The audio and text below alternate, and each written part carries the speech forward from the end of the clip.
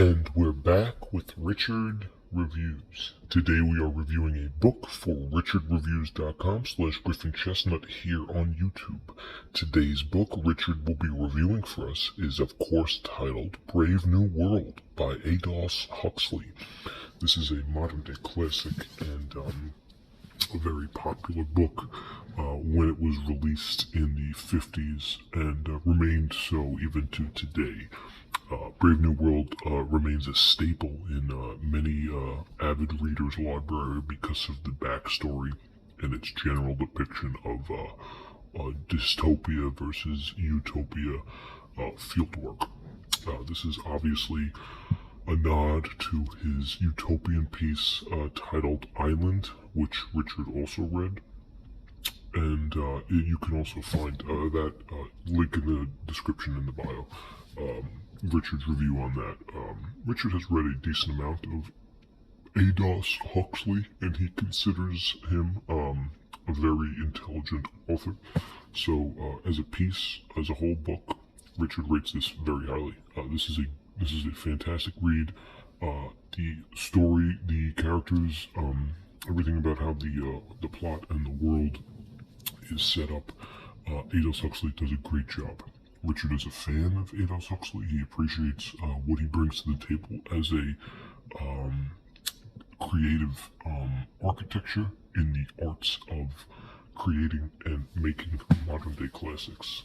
This is a formidable piece which Richard started to read in the same year he obtained it, which was 2014, when he received it from his private contractor in the Yukon Valley of Canada.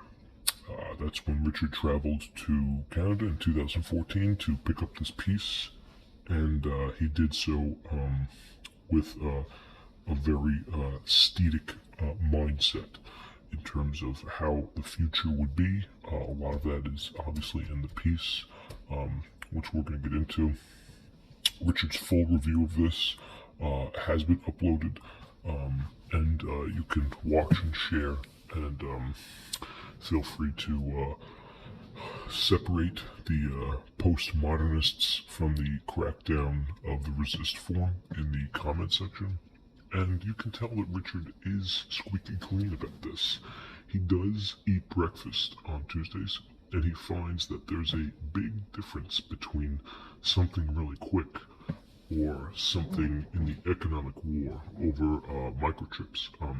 The semiconductors, actually, between China, Silicon Valley of New York, United States of America, and the standard HD quality. This does explain at the end how Richard excelled at swimming, and there was a lot of echoing through his childhood that formulated his response to make a profound crackdown of this real thing. Richard's job as studio manager does believe in the fact that the studio is an excellent job, and he prefers his job to be better at what he does, and he works every day. That's not slightly about realizing what's later. He was at a wedding. He gets conversations about his friends and his feelings, especially for breakfast. And there is a Canadian way, especially in Canada, and Richard promised that he would find the secretive edition about the Canadian way. And the Canadian way has these chopsticks, and the chopsticks they use for breakfast, but it's different. It's different in the way that the mansion from Charles brings in a twofold, and the twofold has some expert interviews with conversations about food science and regulatory constipation. This, of course, has to do with the amount of sugar in breakfast. There should be a strange journey to understand this connection to human evolution, but the ancient traditions, importantly in today's economy, formulate that the liberal scientists that fundament and fund the exclusive media with the far right versus the far left are in a better place now. There's no tomato, onions, or corn. There is full dust, and dust for breakfast brings in some humming music for the pound. There is a beautiful port also, which Richard disagrees with in the modern day media. P.S.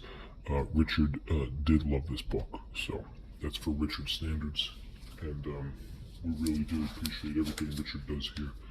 This is an official Richard book. We're going to take a look at it. As you can tell, the condition is very good. This is his personal copy, and it is a soft cover. As you can tell, it's got great wave, fantastic wave, and just all around good condition, good bend. There was some marking here.